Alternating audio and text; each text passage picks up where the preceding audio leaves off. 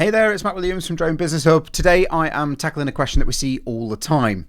Hi, my CAA audit flagged an issue. My operator ID is in my personal name, but my ops manual and my application are in my company name. What do I do?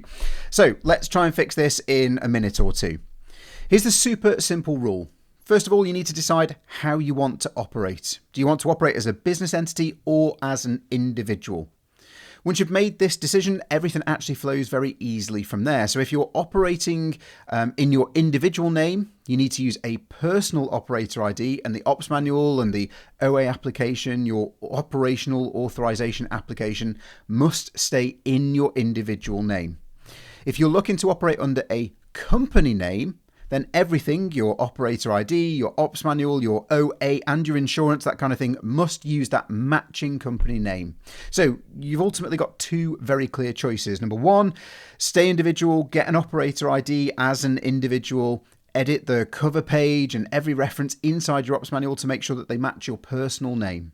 Submit the OA application as an individual and you're good to go. Or two, you can go down the company route. So you get an operator ID in the company's name via the CAA portal. You replace the operator ID and the trading name, the business name, all the way throughout your ops manual if you need to, where it's required. And then you apply for your CAA OA, your operational authorization as an organization. One thing to add, if you do go down the organization route, make sure that your operator ID and your OA application and all your references, your insurance, all match the name of your company. Now, what do I mean by that? If you're a sole trader, then you can use your name trading as, or we can't often see T/A. For example, I could just be Matt Williams on my ops manual and my operator ID and my authorization application, all that sort of stuff. Or I could use something like Matt Williams trading as, or T/A Matt Drone Co. if I was applying down that route as a sole trader.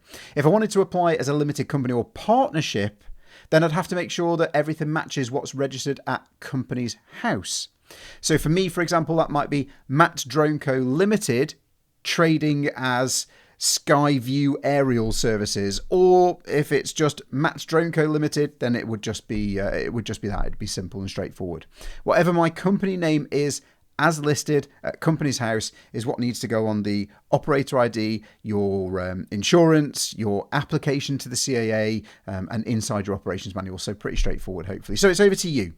Pick the path that matches how you truly operate. Make sure that the names and IDs align everywhere, and then the audit issue disappears.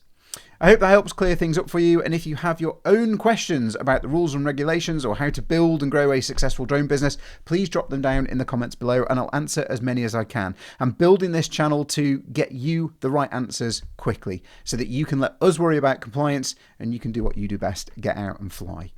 I've been Matt Williams. I'll catch you in the next video, but until then, fly safe and blue skies.